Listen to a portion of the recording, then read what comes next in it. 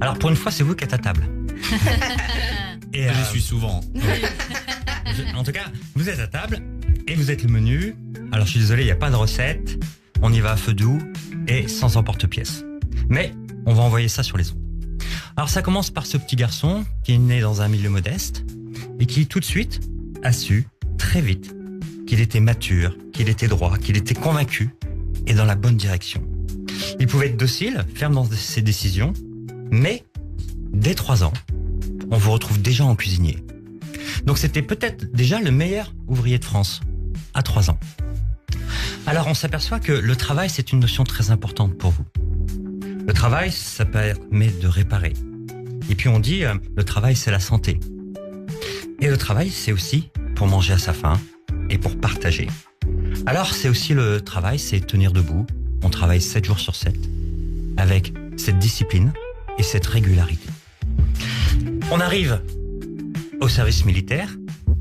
Alors moi qui l'ai fait et que ça n'a duré qu'un temps, vous, ça a duré 28 ans, le service militaire. C'est-à-dire si Jacques Chirac l'a abrogé, vous êtes resté 28 ans de service militaire à servir notre pays, notre drapeau, notre cuisine et notre République. Alors je vois en vous un lien affectif avec cette cuisine, une façon d'aimer et un langage. Parce que dans la cuisine, c'est prendre soin des autres, c'est voir les autres et montrer que les autres comptent pour nous. La cuisine, c'est aussi sécuriser, puisque la cuisine, ça peut être un lien sécure.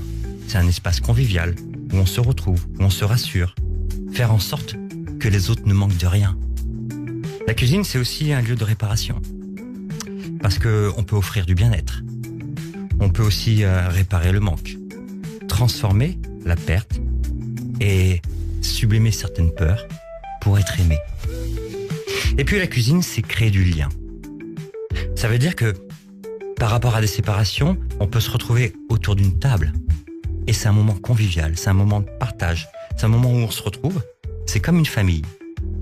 Et puis, ce que vous nous avez dit, c'est qu'une bonne table permet de réunir les hommes. Alors ça, c'est important, et c'est ce qu'on voit dans ce livre, c'est qu'il y a cette notion de convivialité et de transmission, de transmettre quelque chose. Et puis, voilà, il y a aussi dans la cuisine de la mémoire. Il y a aussi les gestes, les goûts, les origines, les savoir-faire et nos histoires que l'on met dans nos plats. Alors sur Radio J, on a appris de vous que vous étiez dans l'humilité, une humilité profonde, que vous savez rester à votre place. Il n'y a pas de fusion avec le pouvoir. Il y a juste une fierté silencieuse, avec tous vos prix, avec tous les honneurs, avec tout ce que vous avez vécu. Cette fierté silencieuse, ce serviteur du collectif et des causes. Et puis, un mot qui résumerait ce portrait, c'est loyal. Loyal et fidèle par rapport à soi-même et envers les autres. Toujours avec du travail et de la discipline. Alors en fait, je dirais que vous êtes l'histoire d'un homme qui n'a jamais cherché la lumière, mais qui a su éclairer les tables et celles de ses hôtes.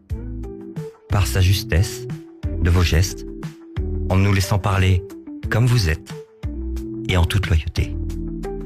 Merci beaucoup, beaucoup. Christian Richomme, pour ce joli portrait sur l'antenne de Radio J. Ce sera le mot de la fin. Merci beaucoup. Merci.